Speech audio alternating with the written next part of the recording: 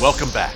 Our good friend, Watchman contributor Danny the Digger Herman always takes us to some of the most fascinating biblical spots here in Israel. And this week is no exception. Get ready to tour Ein Karem, the birthplace of John the Baptist, with Danny the Digger.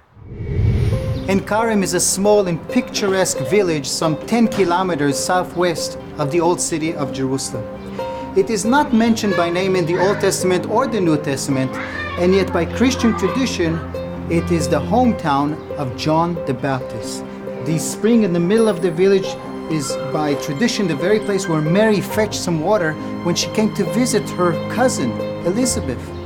And on the southern part of the village, there's a big church, John Baharim Church, which claims to be the very place where John was born and raised.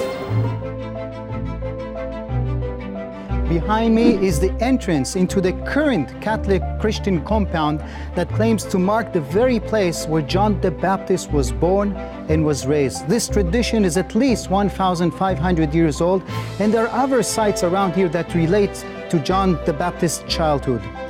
This, if so, is the place where he grew up, where he developed his character, his knowledge, and yet as an adult, he would go to the desert and he would start preaching about the soon-to-be Redeemer that will arrive. And he started baptizing at the Jordan River.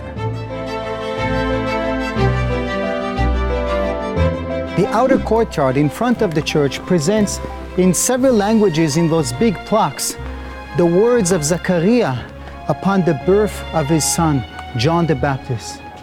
Blessed be the Lord, the God of Israel. He has visited his people and redeemed them.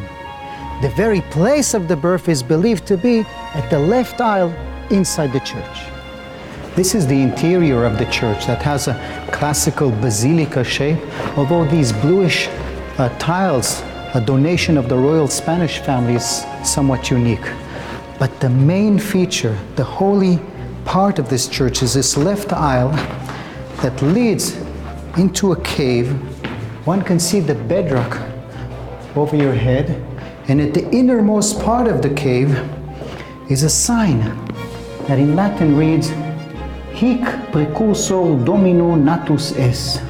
Here, the forerunner of the Lord was born. We are getting now a special permit to film in an area that is close to the public, an area that presents an ancient catacomb. Yeah, can go in? Yes. Thank you.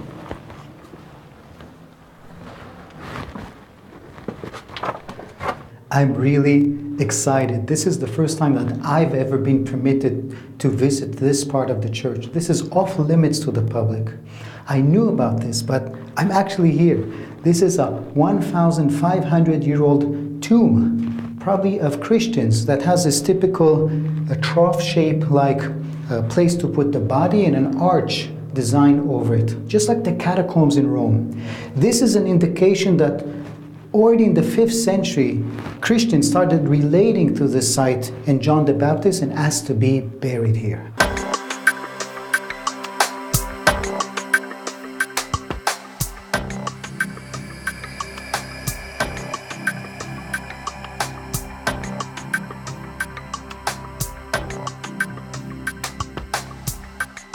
Okay, we finally found it.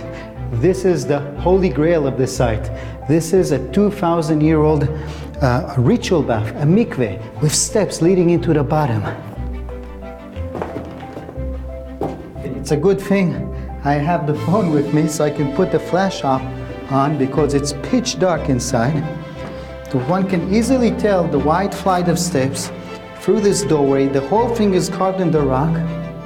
This is it. This is the bottom of this plastered stepped pool, which used to be used only up to about 2,000 years ago. This is a ritual bath, a mikveh, a place where Jews immerse their bodies to purify. And especially the priests had to do so before going up to the temple. And we know John's father, Zachariah, was a priest. So it makes sense to argue that this could have been used by him before going to work. This is a significant archaeological testimony to Jewish presence here in the time of John the Baptist. Thanks again to Danny the Digger Herman for that very special tour of Ein Karem. Up next, my final thoughts from here in Jerusalem on moral clarity and how you, yes, you, can have it. Stick around.